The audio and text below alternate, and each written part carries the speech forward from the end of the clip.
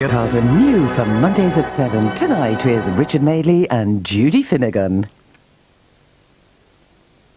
Tonight with Richard Madeley and Judy Finnegan. That exclusive interview with O.J. Simpson. And in part 2, music and conversation with the legendary Neil Diamond.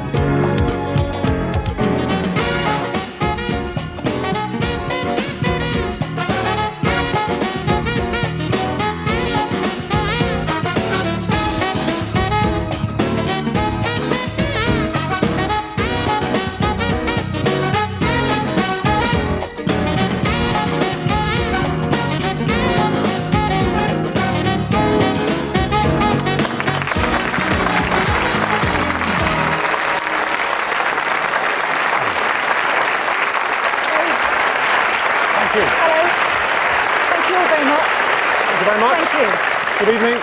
Good evening. Thank you very much indeed. Our first guest is the most controversial person that we've ever interviewed.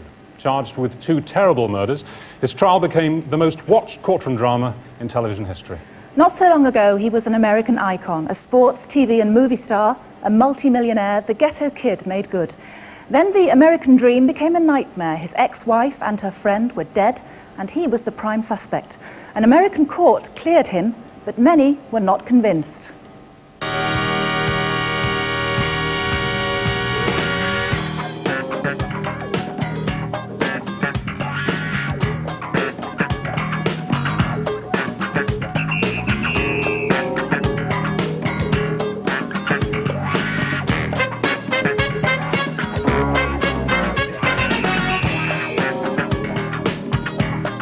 Los Angeles Police Department is actively searching for Mr. Simpson. Could not have committed this crime.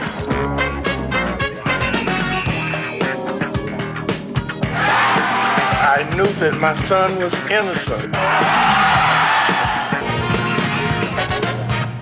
O.J. Simpson, why do you think that so many people find it so hard to believe that you are innocent? Well, it's, I can't really blame them. I think if I was exposed to what they were exposed to daily for a year and a half. You mean the television, the televised trial? Coverage. What I found since I've been out and I watched television, of course I watched a lot of it from my cell at the end of the day, the wrap-up at the end of the day, and quite often when I would go into my, to the, what they call the lawyer's room, the attorney room, at the end of the day, after the news was off, I would look at whoever was visiting me, and we would say, were they in the same courtroom that we were in today? Because the reports were so, I felt, inaccurate or skewed always and generally to the negative. So, well, let's move away from the media coverage and let's talk about the note that you left. You wrote this. You said, "Don't feel sorry for me. I've had a great life, great friends. Please think of the real O.J. and not this lost person." And then, and I think this is where the problem began for you, if not in America, certainly here, off you drove in the Bronco. You should have been turning yourself in at the police station, but you headed south towards Mexico, and then you started to drive around the city. What was that drive all about, if you weren't running away? Once again, one of the reasons that you noticed that the prosecution didn't pursue that during the course of the case is because they knew the facts of the matter. For the first time in my life, I was suffering some despair. My favorite person next to my mother on earth was brutally murdered. My kids didn't seem to know it. I remember the next night when I was with my kids and I was trying to explain to them that their mother was in heaven. They were unaware. My son wanted me to play a Nintendo game with him. My daughter wanted me to read her a story. I want you to answer the question. Okay, I'm just trying to give you a picture of what was going on that There's week. A limited amount of background we can go into. Why did you drive away? So as the week went on, I got more and more depressed. And essentially, I was being attacked for the first time in my life. I wasn't used to criticism, and I was being attacked. And I was hurting. I was in a lot of pain, and I just wanted the pain to stop. So that morning when I was told that I was going to be arrested, I just asked a friend of mine at one point, I turned to Al Collins, I said, take me to Nicole's grave.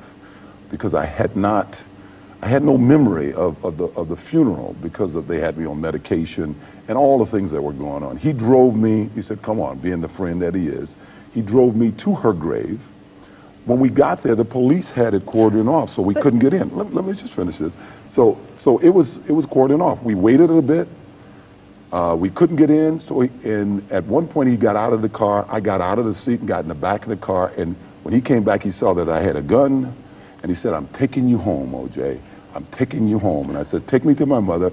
We were on our way back home. He called the LAPD as we were on our way back up the freeway, and at some point 20 miles north of the grave, heading back to L.A., we were spotted by LAPD and they followed us. So they know we weren't going to Mexico. Was that note, O.J., was it a suicide note? Was it your intention to kill yourself? I didn't know what I wanted to do. I just wanted the pain to stop. Why did you have a gun?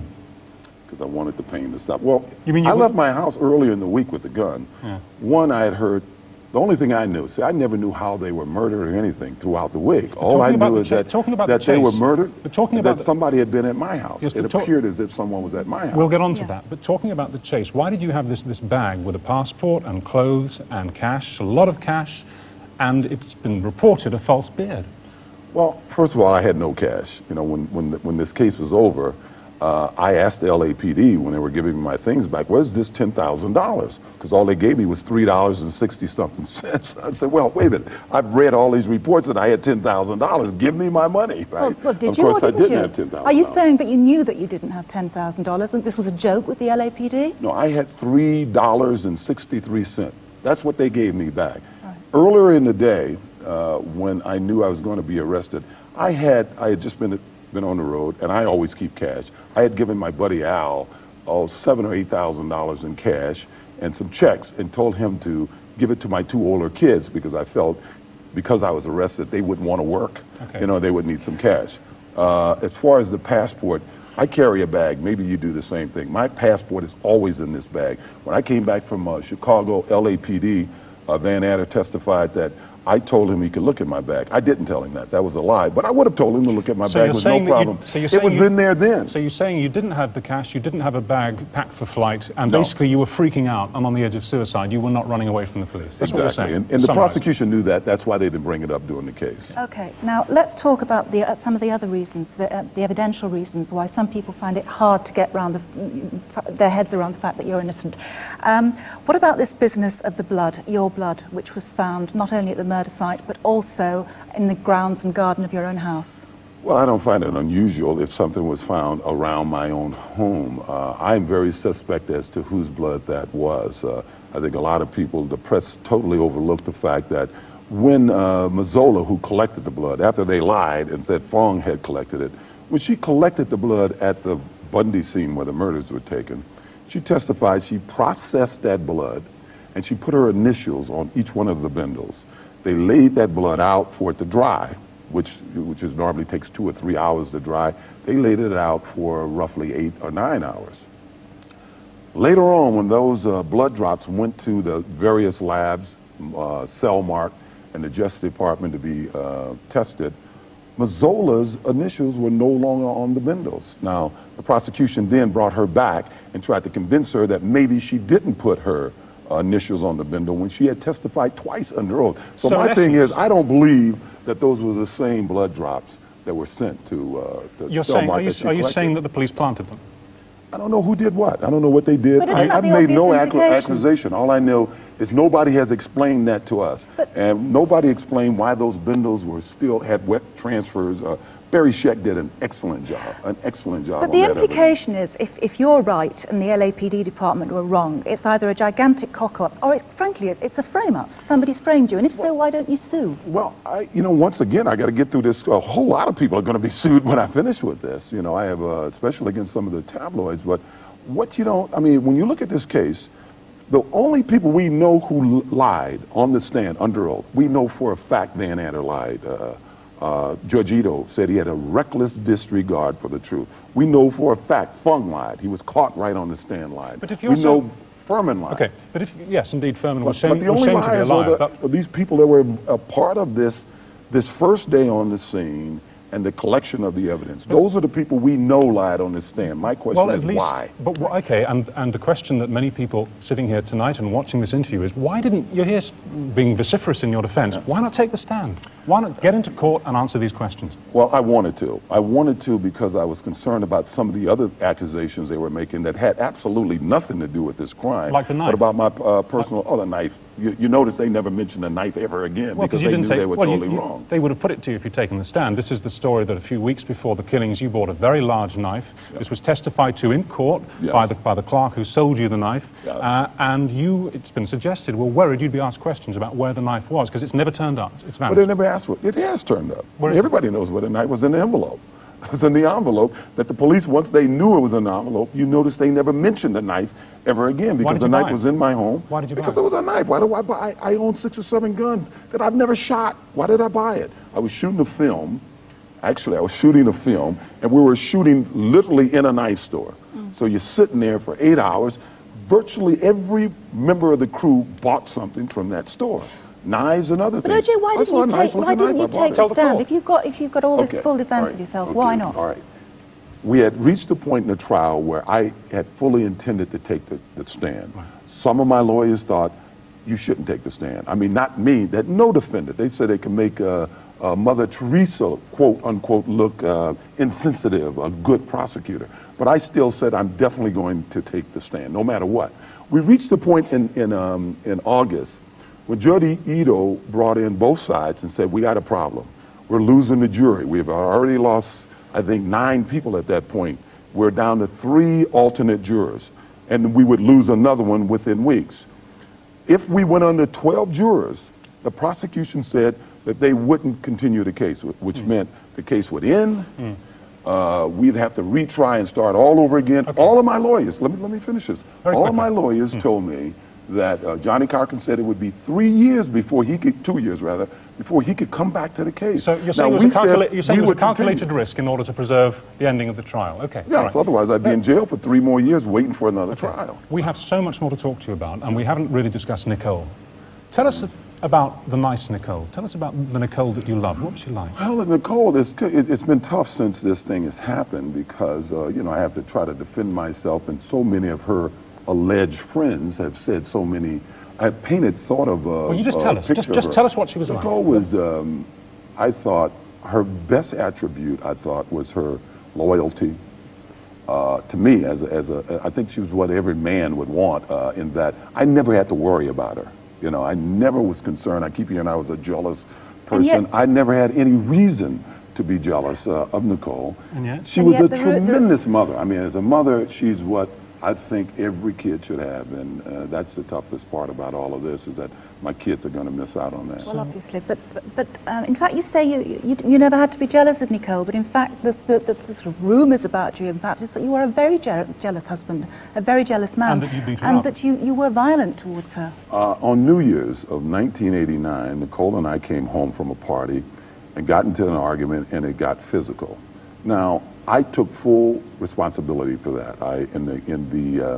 In my efforts to remove her from my bedroom, I got very physical. What about the 911 calls that were played to the court? What about because that's what people remember. No other violence, nothing physical took place on any one of those other 911 calls. The only one you really heard was 93, and there was nothing physical took place. But she said nobody ever said that. She said she was frightened you were going to kill her.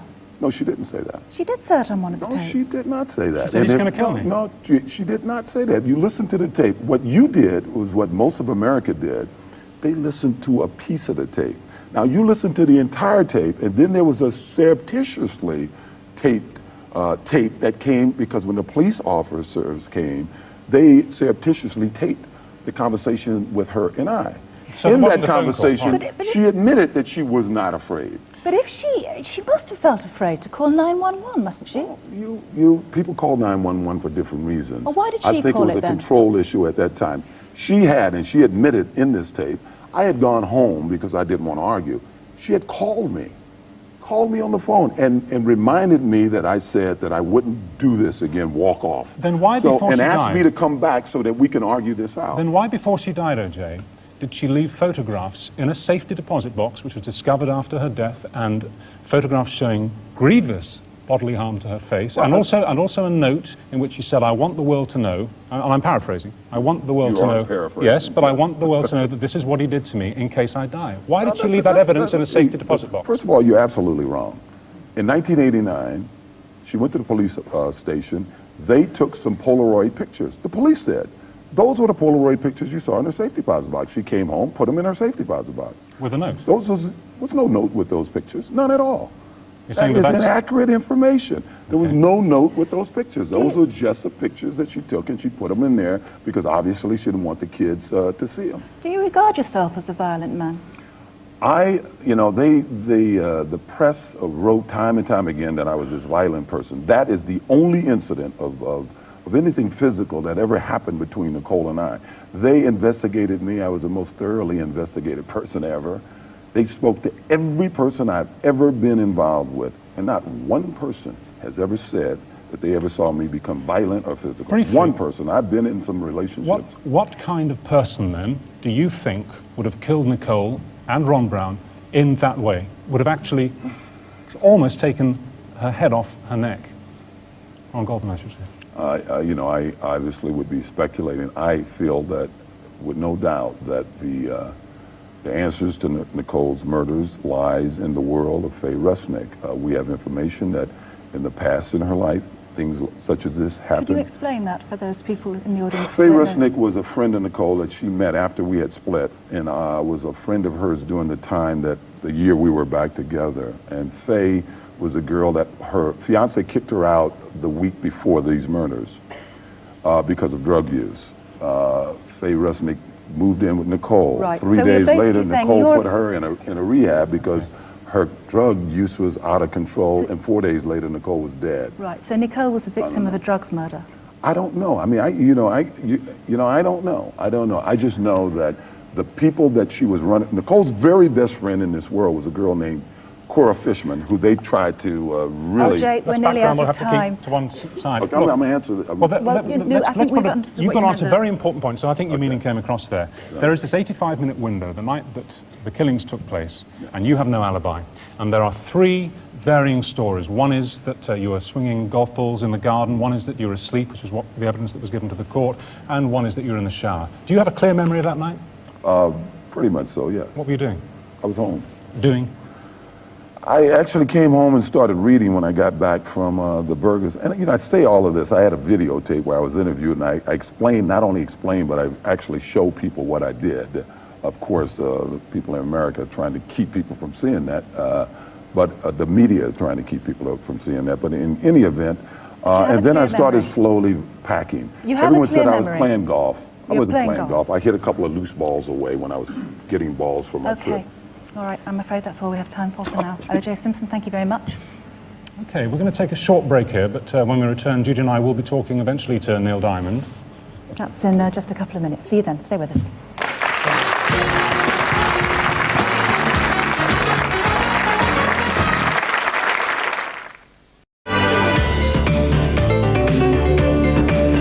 I'm Chris Myers, live in Los Angeles. Welcome to Up Close. We're joined on the program by O.J. Simpson. I think we should start with an article published in the most recent Esquire magazine. And you were quoted as saying in this, "Let's say I committed this crime. Even if I did do this, it would have to have been because I loved her very much," right, with a question mark, and referring to Nicole in this. What exactly did you mean by that? Well, it's curious because many very respected journalists in this country have heard me say this as a part of a scenario of things. Normally we talk about evidence and we go through a whole evidential thing when I'm talking to schools. I've talked to a number of law schools. And we get into an evidence thing. And I said, well, what was the motive of this crime? And normally people jump out and say, jealousy and control. And I say, yes, Petrocelli and Marsha made big points about that. But so tell me what evidence was presented in the court that went towards jealousy and control, and inevitably there's no answer, because there was none.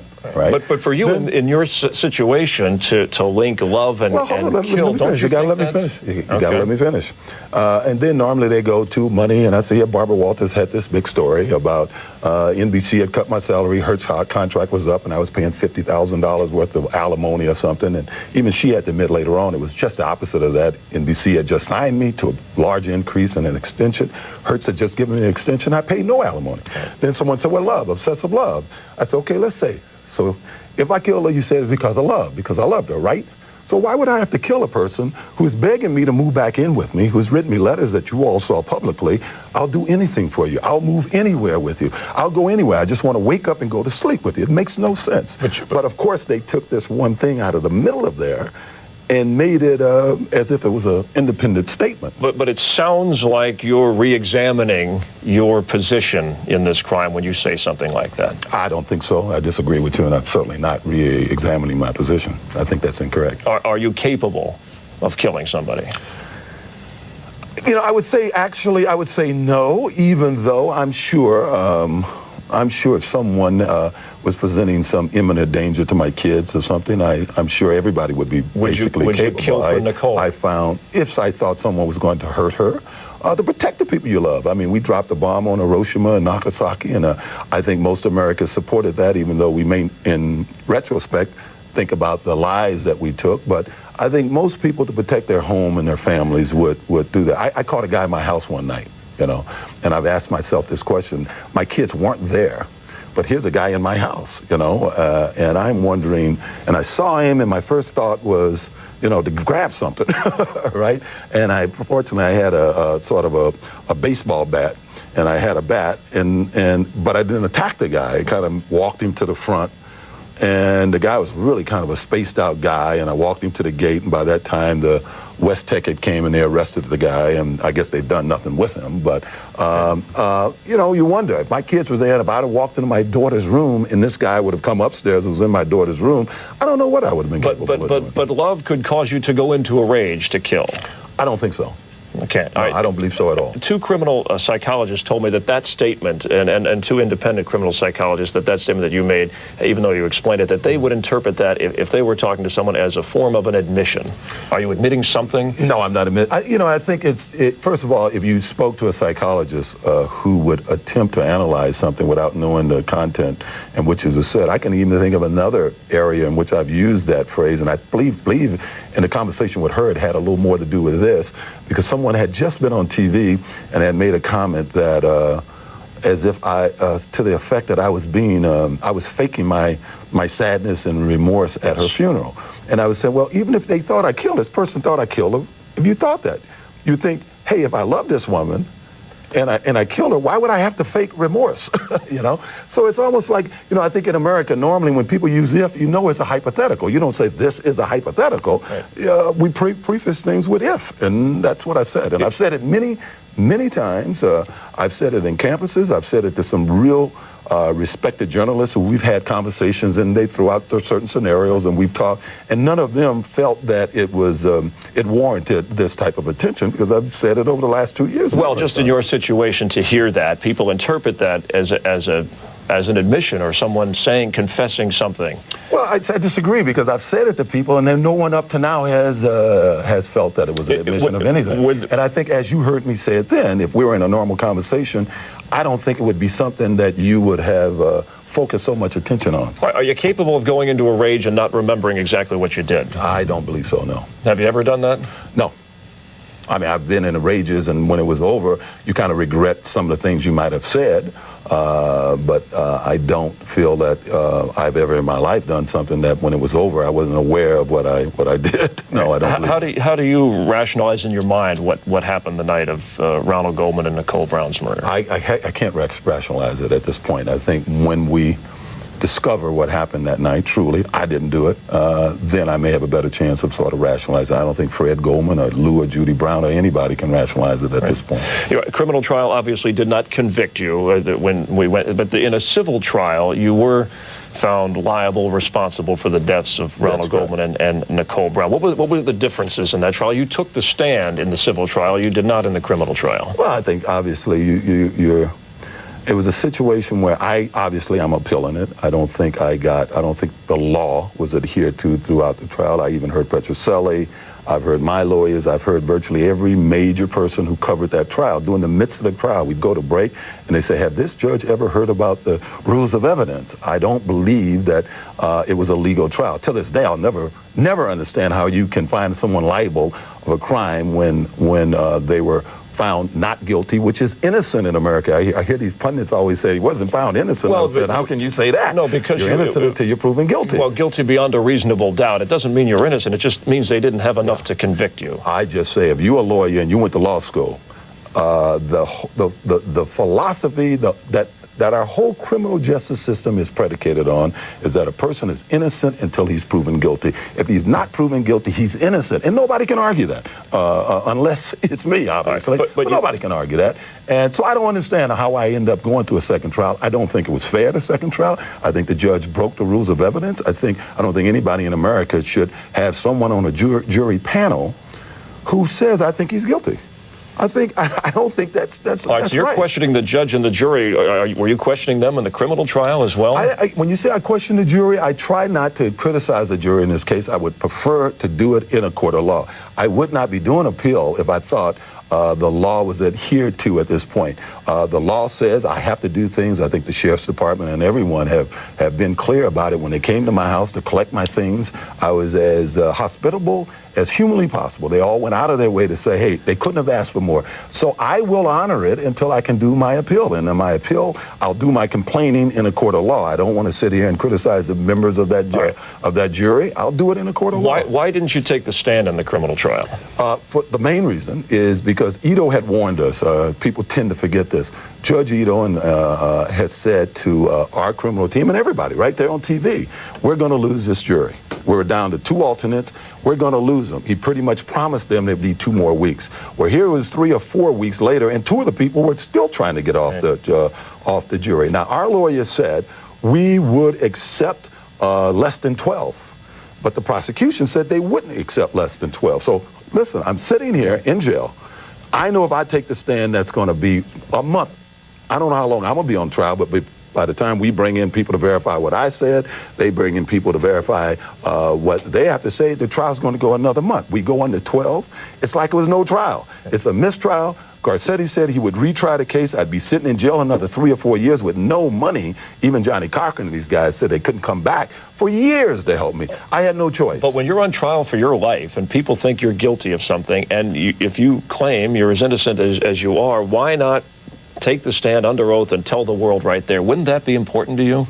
It would have been important to me, but I think it's almost, Chris, as if you didn't hear what I just said. I heard, but I would have lost this jury panel. I would have been sitting my butt in jail for another 2, 3, 4 years before I can even get back to a trial with 2 kids being raised somewhere else. I had no choice. I fully felt at the time we had proven to me beyond a doubt that I was innocent. Well, that was my feelings, and evidently I was right. Well, but the perception of the general public today is that you didn't take the stand because you were avoiding telling the truth. Well, that's their problem. That's not my problem. I think in most cases there's been many people who have been found innocent that didn't take the stand, and the general public may think they're guilty or may not think they're guilty. I don't know. That's just the facts of life. The facts of life is my lawyers advised me that if I were to take the stand, and Lee Bailey has made it clear everywhere he's gone, I fought my lawyers. Every lawyer I know said O.J. wanted to take the stand. Yes, and they had arguments, and they had to convince me. They had to convince me that if I took the stand, that we were in danger of losing this jury, and if we lost this jury, I would be sitting in jail for years before I would be able to get back into the court. But ultimately, it was your call whether to take the stand or not. You called the shots. Yes, and I didn't take the stand. I wish I had. You do? You know what? Why do you wish? I told my lawyer, I'm going to tell you something that Shapiro, Johnny Cochran, Lee Bailey, Barry Scheck, they all said to me, I said, I need to take the stand because they said a lot of things in this courtroom. Much of it was not said in front of the jury. Marcia often said things that maybe the people at home didn't realize the jury wasn't in the room. But there were things that I thought hurt me and would hurt me at this time. Johnny said, O.J., this is a murder trial, and we can only focus on this crime, and you'll have plenty of time once you get out of jail to rehabilitate yourself. But right now, our job is to get you out of jail, and that's why we're saying we got to end this trial. But I don't know if that's going, the rehabilitating yourself in terms of the eyes of the public, because Well, see, you tend to put more importance on my detractors. I try to focus on the positive people out there, and I don't know what, I don't understand what people think. Everywhere I go, I think one thing that this lady did, and it's the reason why I spoke to her, is that she took the time to hang around and see. We get all of these crazy reports about people leaving first class and da-da-da. All of them are lies. Well, all of them are flat-out lies. I got to tell you that everywhere I go, people are nice to me. I have my 2 kids. I'm raising my 2 kids today. And basically, hey, it's not the life I had before. But, hey, I laugh just as much, and I miss Nicole. I miss the fact that my kids don't have a mother. But basically, hey, all you can do is the best you can under the circumstances. You didn't want to bring up your kids, but since you do, why do you seem to trash Nicole at every opportunity you get, the mother of your children? And you did in that Esquire article talking about the friends she ran with or the things that she did. Okay, I like you, since you make that statement, and I find this a very irresponsible statement on your part. You read to the audience what I said in that trash Nicole. Well, the Esquire article, the exact quote, I'm sure that we have it right here. I see these women on TV with their candlelight visuals for Nicole. Everywhere I've gone with Nicole, women have disliked her. They thought she was cold and snobbish. These women on the street with their candles, they all hated her before. It has nothing to do with Nicole. Everybody is just using her image for their own purposes. Okay, how is I'm trashing Nicole? Hold on, let me finish. You've heard every friend of Nicole, every single friend of Nicole who's ever talked about her on TV since her murder. They asked, what type of person was Nicole? Great mother, great friend. But when I first met her, she seemed cold. She seemed snobbish. I thought she was a cold fish. Every single even people who became her friend. I watched your tape, and you said she argued with people in the neighborhood, or she had a hot temper. You said she was yelling at the hell. But why would you even bring that out now? And is that necessary? Well, hold it. You say, first of all, let's focus on this. First, you say she's trash there. You consider that's trash when I'm quoting what women, Brentwood women, they used to yell horrible things to her. You were saying this is what you said. I was saying what other people felt about her. And her best friends, every single one of them who've ever talked about her, had said it. Before I first met her, I thought she was snobbish. If you don't bring that up, we don't know about that. If you don't bring that out, we don't need to know that, do we? Well, that she was snobbish, or that people thought she was snobbish or cold. Hold it. I was focusing on these women. I wasn't focusing on Nicole. Every one of Nicole's friends have said this. Now, you didn't get on their cases. You didn't say that they were trashing her. But they weren't the ones who were charged with murder or went through two different trials. So what? I mean, what, you mean it's different? I mean, if somebody wasn't charged with murder, call her some horrible names, it's different? My point is that you were married to her. That's the mother of your children. I just think that it's something that at this stage you would avoid going in that area. Well, you know what? It's hard to avoid going in that area when I see the hypocrisy of people who made her life miserable when she was alive, go out there use her image for their own personal purposes. And I think I couldn't have said it any clearer in that article. All right, in the civil trial, you repeatedly said that you did not hit, when you were under cross-examination from Daniel Petruccelli, that you never hit or kicked, never punched struck, her, punched, okay, slapped her. You said no to that. That's and correct. then later in that trial, and reading through the transcripts, there were numerous cases, including an incident in '89, where it appeared that happened, that you had altercations with her. Well, see, once again, this is a problem I have with the media. Tell me numerous, 89. Tell me these other numerous cases. You throw this out like there's numerous times. Other than 89, what other time was there? Isn't one enough, though? Yes, one was too much. If you read Detective Farrell, the only person that showed up to investigate it sat down with Nicole, sat down with me. The psychologist that sat down with Nicole sat down with me. If you listen to Nicole's mother on national TV, before anybody knew about this, even before we thought I'd be charged about this, her mother said Nicole told her all about the incident. Her mother said, Mommy, I was just as far as him. I started the physical side of it. But did you hit her? I'm wrong. No, I didn't, but I was very physical with her. We saw the pictures, the bruises. And now, you think if I hit you, you'd be bruised? You'd be swollen. You'd be busted up a little bit. But that picture, and I think we shouldn't be showing this out of respect, but I just think that looks like something that somebody's gone through a pretty good beating. Well, she had a bruise. If you saw a better picture, that's a Polaroid picture, and I cannot belittle any bruise was too much. Okay. That's a picture with a Polaroid under fluorescent light at 3 o'clock in the morning, a woman who admitted she was drunk. I'd like to see your wife go take a picture and see what she looks like there. The point is, any bruise she had on her, I was responsible for. I told the court I was responsible for it. Went to court, I'm responsible. I have no excuse. The detective who testified in the case, who investigated, he says, O.J. made no excuse. He knew he was wrong, he said it. The judge gave me exactly what the court recommended. I did it. Nicole and I went on with our lives. I don't understand why we're still talking about this. But would it have helped? I mean, you say responsible. Would it have helped to say, yes, I hit her, I beat her? Why would it help to say something that didn't happen? Well, because I was responsible for it. Hey, look, I grabbed her. I had her in a headlock. I wrestled her. She was pushing me. I was pushing her. I literally physically removed her from the bedroom.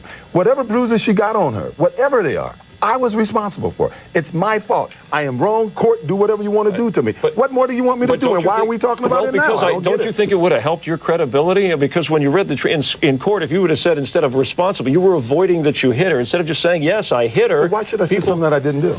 Well, because it looks like you hit her. You didn't. Well, okay, so it looks like it. That's you think it. I told you I haven't. I told you at the time. Nicole talked to the detective. She talked to the psychologist. She's told everyone, including her mother, everyone, this is the only time this has ever happened. You guys have said over and over, he's done it all the time, these 8 or 9 beatings. Everybody keeps saying this. So there has only been one time. There was one time that her and I was physical with one another. One time. She has said it. She's told her best friends. She told her mother. One time. The only time it ever happened between her and I. And we both felt bad about it. We both did everything we can do to see that it would never happen again. We, long before we knew the court, it was 30 days before we found out that they were going to do anything about it. We assumed it was an incident that had happened and was over with. And as I said, under that scenario, Nicole talked about it. Nicole was not a person that didn't talk about things that happened in her life to her close friends and her parents. She wrote about it in her diary, and we heard her voice on the 911. You guys are so full of beans. She didn't have a diary. What she did then, it was during the course of the divorce. You ask any American out there who may have been going through a divorce, you say things that you don't want to say. But the facts of the matter is, when it came time for her to do a deposition, she told her lawyers, I will not say these things. They were attempting to get me to tear up my prenuptial agreement. I wouldn't tear it up. I say, are you going to say these things happened? She says, once she told them, I will not do it. They had her going through some wacko psychologist, Susan Ford or someone, and Nicole wrote a letter to her lawyers. This woman is nuts. She's trying to make O.J. look like an animal, and I will not do this. She wrote that. Now, none of you media people talk about this. You can honestly sit here and tell the American public that only one time you got into a physical altercation. And only one time that I physically try to force my will on Nicole Simpson. One time only. All right, we have to take a break. We're with O.J. Simpson. We're live in Los Angeles. Up close. We'll continue in a moment. Don't go away.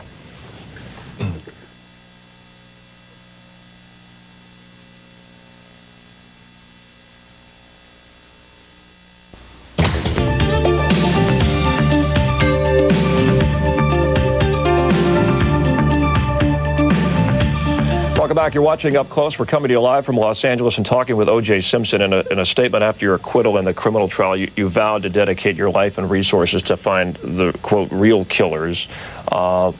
People want to know, what are you doing, what have you done to find the, quote, unquote, real killers? Well, I'm not going to go too much into detail, but fortunately for me, I've had a couple of investigators who have been pretty diligent, and some volunteers, that all we can do at this point is we collect information. If you read these various books that have come out, even by Van Aaron Lang or by Mark Furman, there's some real illuminating things that are in there about things that were done during the trial, like bloody fingerprints, Furman will mention. So you collect all that, you put it together. Until I can get someone in law enforcement to approach some people, to approach people like Faye Rusnick, whom is quite interesting. Her credibility was so bad they couldn't put her in either trial, even though they based much of what they tried to do to me on what she had to say. And people say it's only because of drugs. I said, no. You look at what she told Marsha Clark, and you look at the police reports when they went out to all of these venues and asked, did this happen? Even ex-boyfriends of Nicole who said no. I've always felt, and I feel in my heart, that the key to the deaths of these two people is through Faye Rusnick. Really? Talk about coincidence. Here's a woman that was heavily into drugs, had a lot of problems. In the last week of Nicole's life, for the first time, she had nowhere to go. She was virtually on the streets. She went to Nicole's house. Nicole had to put her in a rehab that week, and a few days later, she's dead. I believe that is the answer is there. And this is a woman that stuff like this has happened before in her life. In your mind, there's no doubt that you had any involvement in the death of Ron Goldman or Nicole, because I didn't. You're not responsible in any way. Not responsible in any way, shape, and form. How much money would you say you're having to spend on these people to find the real killers? Well, it's pretty. Fortunately, I don't have to spend much. because most of them are doing volunteering. And if I had to spend it, I really would be in a sort of a pickle because I have 2 kids that I'm trying to raise right now. And for their sake, I've sort of kept them in West Los Angeles, and it's sort of expensive leaving there. And at the same time, I'm trying to fund an appeal. So it's pretty difficult. Have you paid any part of the civil settlement against you, the $33.5 million? Only what I had to pay, and that was more in the area of goods that they took from my house. Right, but no money has been gained from that. Once again, the media and the Petrocellis of the world love to go on TV and talk about the millions of dollars that I had in these foreign accounts, and we're going to find you are receiving what? You have a pension that pays you, what, $25,000 a month? But they knew all that before. They knew all of that can't be touched. Can't be touched. But the point I'm saying is, you heard all these wild stories about money, and no doubt he has money here. There's no doubt he's hiding money. Where is it, guys? Come on. I mean, you guys love to incite the public with this. It's just not true. Do you have a moral obligation to pay any of that? I think I have a legal obligation when I have money to pay. I wish I could sign a $50 million contract and give them whatever they have to give if I knew I can get it back on appeal. I fully expect that something is going to happen in this appeal.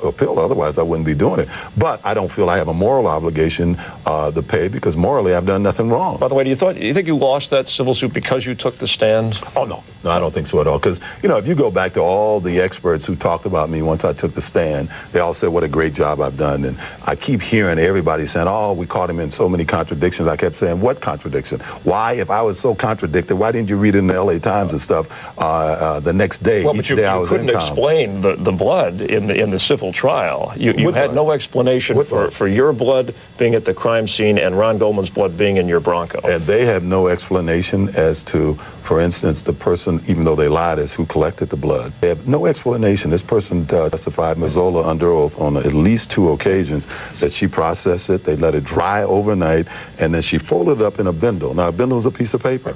She wrote her initials. Now, we know chain of custody. She wrote her initials on each and every one of those bindles. Right. Now, no one at LA said they touched it. But when you were under oath... Let me finish. You're missing the point here. When those blood samples went to these various places to be tested, miraculously, her initials had disappeared. So where are they? Is this the same thing she collected? Obviously not. All right, but the point is, when you were under oath on the civil trial, you didn't say that. You had no explanation.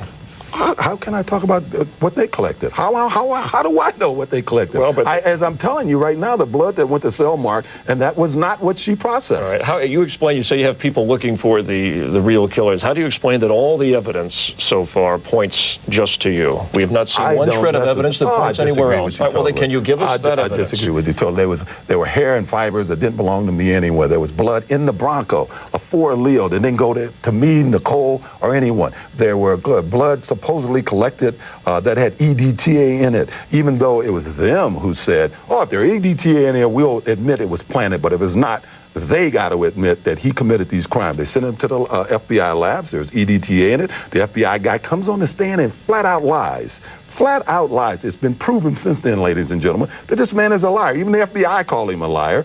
The science community, if you recall, he said he tested his own blood, the same levels. Marsha Clark, you remember her words. It's in the food we eat. We all have it in us. Well, since this time, the public may not know, the scientific community has commissioned 2 studies.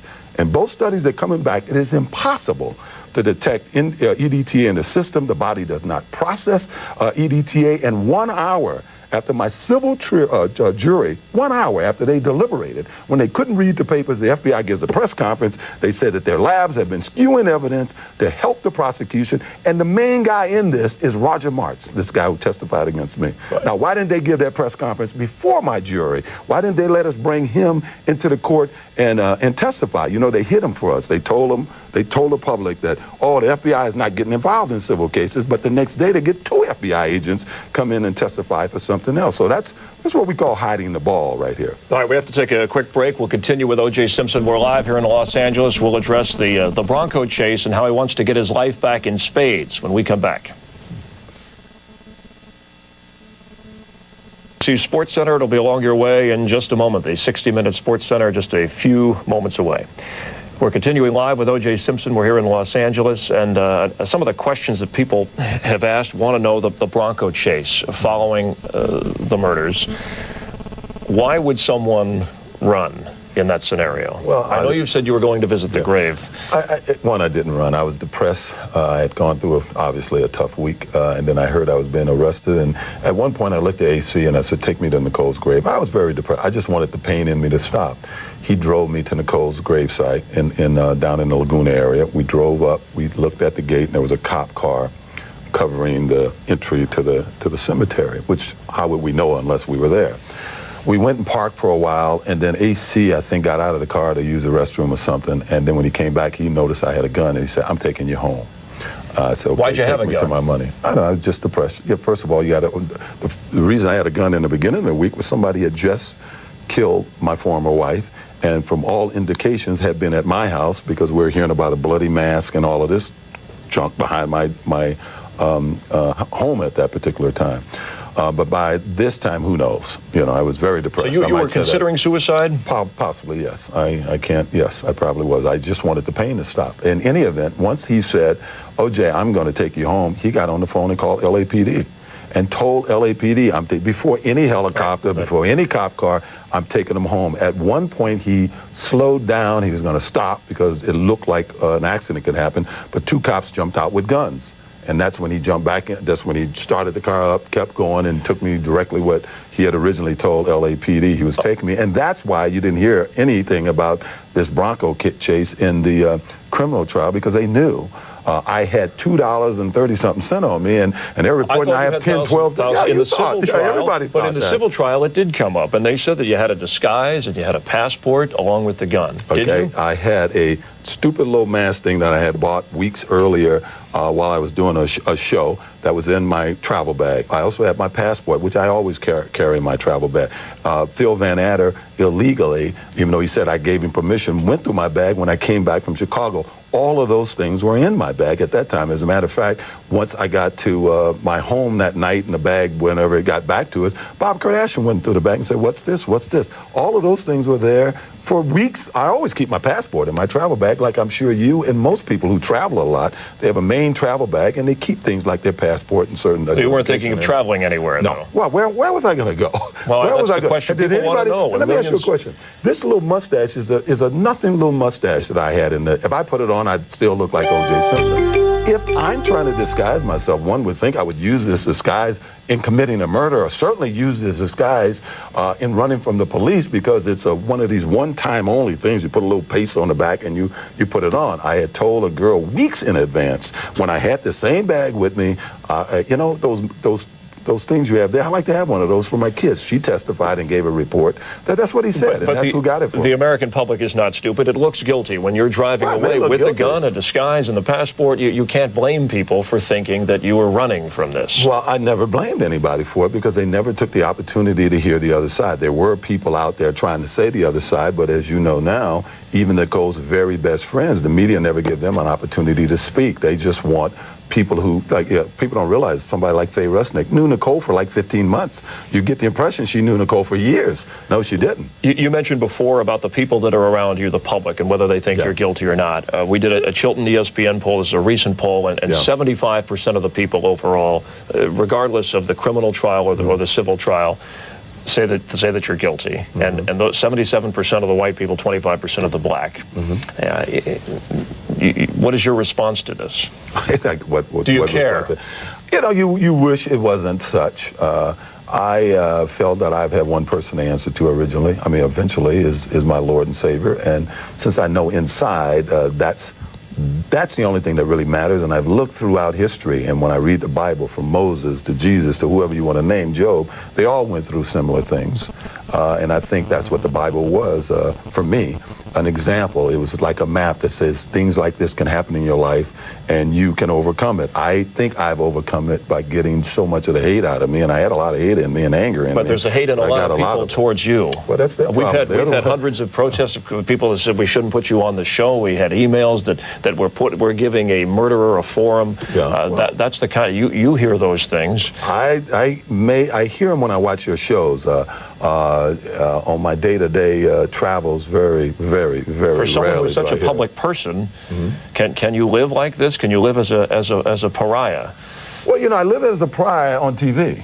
You know, you got to live in the world that you live in. I think one thing that and maybe the only reason I gave this girl access to me Sorry, verbally. you're referring to Celia Farber, the writer in the Celia Farber, the writer in the Esquire. The only reason I may have given her because she took the time to hang out and see. Now, I've had a couple of European TV stations take the time and travel around and just film me surreptitiously and openly, and they all came to the same conclusion. They can't believe that from what they hear you people say, not you people, but TV say, that, boy, everybody seems great to you. I can only live in the world I live in. I can't live in this other world. Well, do you think you're going to convince people that you're innocent? Well, you know, all I can do is give my side of it. I've always been open to talk more in a forum like this, because whenever you talk in another forum, they edit it to get what they want.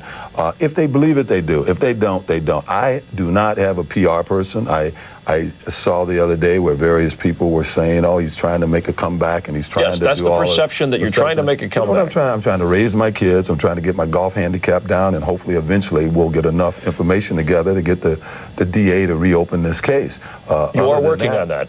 We collect just about every day. Even before we came here, my assistant and I were going over some information that someone had sent us about a certain individual. But the point is, I got to live in my world. I mean, when I turn on TV and I hear some guy who has never seen me outside of a courtroom setting say, oh, I can't believe when he goes out, people don't give him a hard time. I said, didn't you read this article? This lady hung around. She'll tell you what she saw. Even Extra and these various people who may say bad things, if you look at the footage whenever they follow me to a golf course or something, obviously you can go and find somebody that has something negative to say about But it doesn't look like you're consumed with finding the real killer. If somebody murdered someone you love so much. Well, I can only do what I can do. Wouldn't you think that Fred Goldman anybody, well, they think I did. Well, he did. He was consumed, and his justice But he didn't do anything. He just sat there and had lawyers who he hasn't even paid.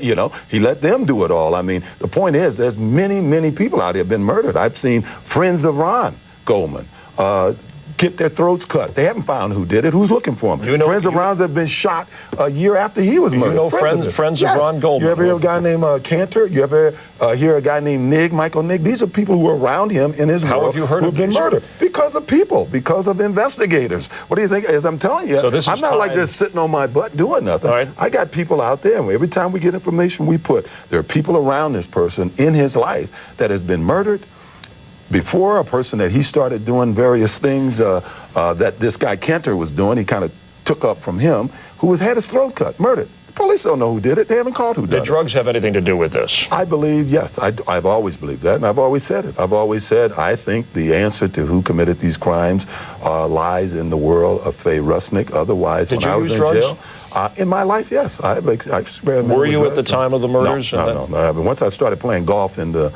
late 80s or so, you know, I'm a guy that goes to bed at 8 o'clock and gets up early and go play golf. When was the last time you did use drugs? I don't know. I think in the 80s, there was a period of time in the 80s when you couldn't go to a party in Hollywood without every celebrity, and a whole lot of people in your business weren't experimenting. I saw a girl on TV the other day, an actress, and she said, well, you know, we had a point in the late 70s and early 80s when sex was safe and cocaine wasn't addictive. Well, I think there was a period of time, and certainly in this town, when just about every honest person in the news media, I'd see many people that I saw do it. But that doesn't make it right. Nobody thought it was right. I think, fortunately, as everyone matured, they went away from it. It was something that I don't think in my life it was ever a major thing in my life in any way, shape, or form. It was just during a period of time once I retired from sports. It was just something that, you know, everybody was doing. You did it.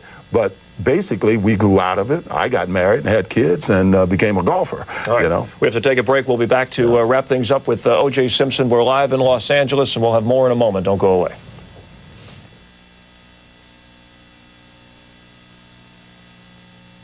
Putting race into the criminal trial, do you think that clouded the question of justice at all? You know, I think race has been a very convenient issue for certain people in this country. Obviously, when Mark Fuhrman got involved in this case, it was impossible to avoid race. I find it curious that I can see Marcia Clark and various these pundits I see on TV. They'll talk about the nanny trial or the school teacher that had a baby with a 6th grader, and they say, well, if they were black, they'd be in jail. And I said, well, isn't that interesting how they are now saying things that I happen to agree with, but when a black lawyer says it, he's playing the race card. It's unethical. But they say it because they know it's true. And well, let me Mark ask you this Furman, it's hard. It would be hard to get by a Mark Furman anywhere. I think that's one of the problems they talk about, a divide in our country. Right. You see Mark Furman's doing a radio and TV show. If you were not black and not a celebrity, would you have received the same that you got in the criminal trial? Oh, the same verdict? Oh, I don't know. I think basically Mark Furman, I think certainly I've read the jurors and everyone, they said they felt he was a racist, but most of the jurors said that wasn't the defining point in the case.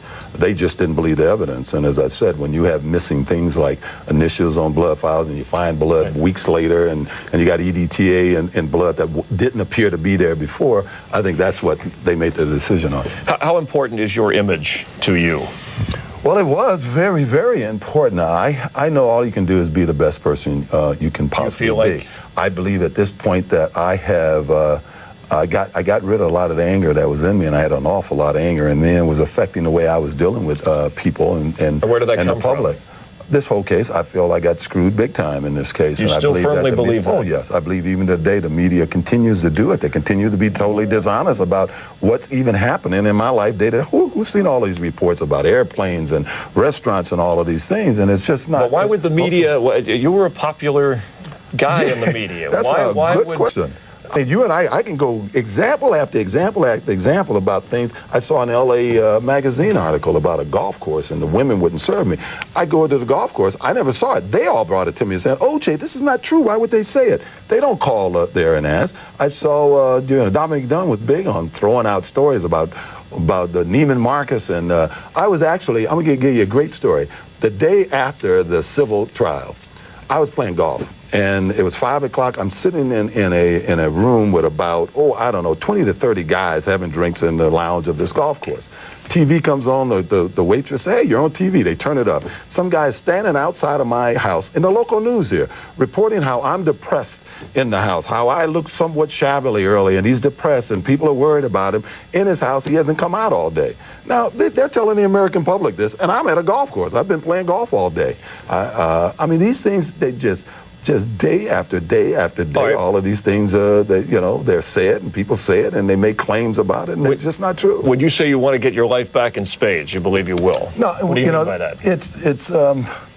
You're not going to have the life you had before. No, I don't know that. I don't try. As I said, I didn't contact you. You contacted me. I didn't contact this writer from Esquire. She contacted me. If they don't ever call me, I'll never call any of them. So you'd be perfectly fine with a low profile. If you ever read the Bible, you read about Job and about if you keep the faith in it all, you get it all back. I don't know if it's material, you get it back, or if it's not material. It's unimportant to me. What I want to get back is the feeling that I had for life, which I think I have. I think anybody who has met me over the last 2 years, especially last year, would say that, hey, he's a nice guy. I've always tried to help people.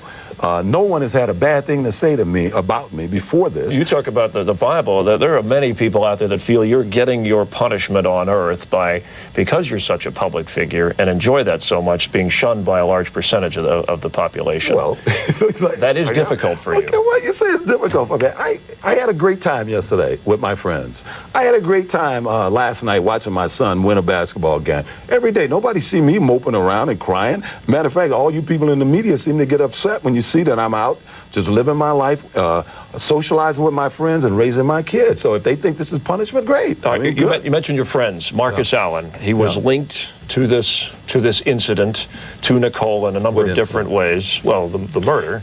I don't know if he was linked to the murder at all. What's your relationship something happened with currently? Marcus a year previous to all of this.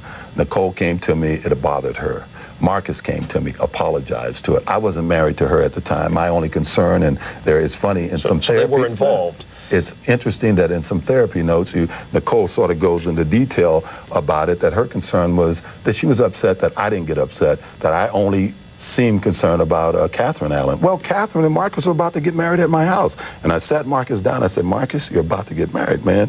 First, it was wrong what you did, but Nicole wasn't a part of my life. They were single people. They could have done whatever they wanted to do. Now, this is something you talk about, something negative about Nicole. This is something my lawyers are so upset with me that I had never told them this, right? I would have never said this. This had nothing to do with the crime, but an alleged friend, Faye Rusnick, wrote this in the paper. What good did that do Sidney and Justin Simpson or the image of Nicole or anybody involved in this case? Nobody had to know this. Right. But I would have never said anything about it. What is your relationship? To me, it doesn't have any relationship now. What is your relationship today with Marcus? Is he your friend?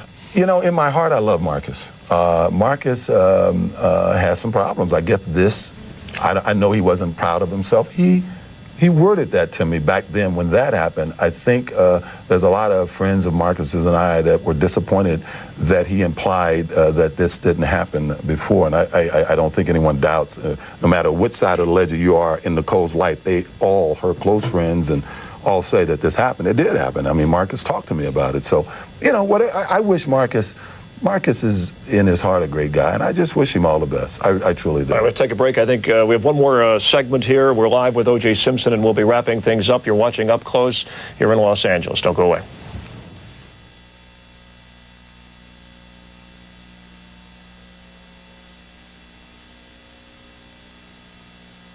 Moments, we're live with O.J. Simpson in Los Angeles, known as a pro football icon, a Hall of Famer, a Heisman Trophy winner. You're not thought of that now by most people when your name is mentioned. Well, most people that I come in contact with are very complimentary and very nice. And I can't live in your world. I can't live in the people who dislike me and stuff. I don't live in that world. I only can live in the world that I live in. And on a day-to-day basis, I've gotten support and love from the American public. And I think the lady in that article tried to tell you that despite what you hear, wherever I go, people go out of their way to make me feel welcome. Just even recently, I had one of the commentators on one of these primetime night shows want me to come on and was shocked. We went out to dinner 2 nights ago in the middle of Brentwood, in a Brentwood restaurant, and he was shocked at the reaction of the people in the restaurant, the women, white women. But I'm shocked at the negative reaction that we got to having you appear on the show, even though that we could ask you anything we wanted. Let me ask you, if you could change one thing about your life currently, or something that happened, what would you change? About my life, you know, I mean, going all the way back when. I think that really first comes to mind is that I don't think I would have ever been unfaithful to either one of my wives. Okay. Would you trade your life for Nicole or Ron Goldman now? Would you give I think your life? I would have put my life certainly on the line for Nicole. I mean, I would have died for her. Yes, I would have. And I loved her. I truly, honestly believe that a kid needs a mother more than they need anyone. The most important person in my life was my mother. I don't think I can do the job with my kids that Nicole was doing and has done with my kids. All I can do is try the best that I can. Yes, I would trade for Nicole, but I would be certainly lying if I said I would trade with Ron Goldman. I don't know Ron Goldman. People die every day. You've gone through this. Is there any chance that you could have been involved in these murders and blocked it out and not recalled? Absolutely not. No, not at all. Are you in denial? Absolutely not. None at all. Not at all. All right. O.J. Simpson has been our guest here on Up Close.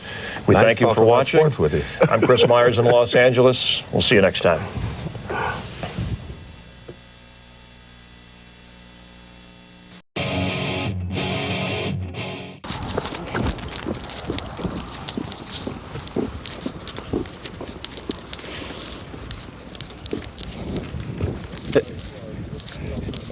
O.J., you know you're going through this battle with your children.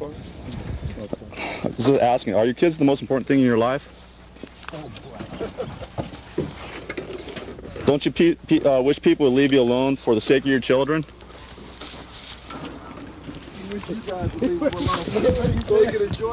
Come on, O.J., can't you answer a couple questions? That's why I ask about your kids. You know what's going on. You guys are not supposed to be out here. I'm gonna make a citizen's arrest and take this stuff. You're gonna make a citizen's arrest on me? Yeah, I'm gonna take this stuff here. Yeah. All right, I'm holding you. Call, get the marshal. Get the marshal. We'll see who's wrong. We'll see who's wrong. Get the marshal right now? We'll see who's wrong. You think there will come a day that you'll be vindicated of the horrible crimes of which you've been accused? We will, but don't. He's grabbing the mic. He's grabbing. We'll see which one of you guys are wrong. Let's play our game. I'm just asking you a couple questions. But you're illegally here, and I've told you you're illegally here, and you won't leave, so we'll wait till the marshals come and see what they do. I just want to ask you a couple questions. Can I ask you after you're around? You hear these other drunk hoppers telling you to leave us alone. Please? Come on, OJ, just let me ask. Come on, man.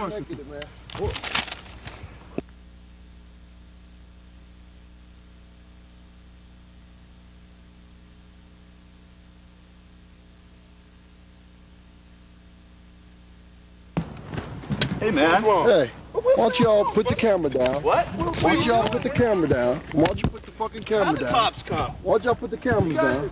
Put the cameras down. Put the cameras down. You don't fucking with our game, man. You fucking with our game is what you're doing. You fucking with our game, okay? You're fucking with our golf game, okay? We out here to have a good time and you're fucking with our game, okay? That's what you're doing. Why don't you take your ass off the course? Why don't you take your ass off the course, man? Yeah. Leave him alone, Alex. Why don't you turn this shit off? We're tracking the head, man. Hey, man, we'll leave. Yeah, we asked you to leave a while ago. We're gonna leave. Well, then leave then. You fucking leave then. Cool it, fucking man. leave. Cool it, man. Cool it. Fucking leave. Cool it. We're Leaving. Just leave. Come on, man. All right?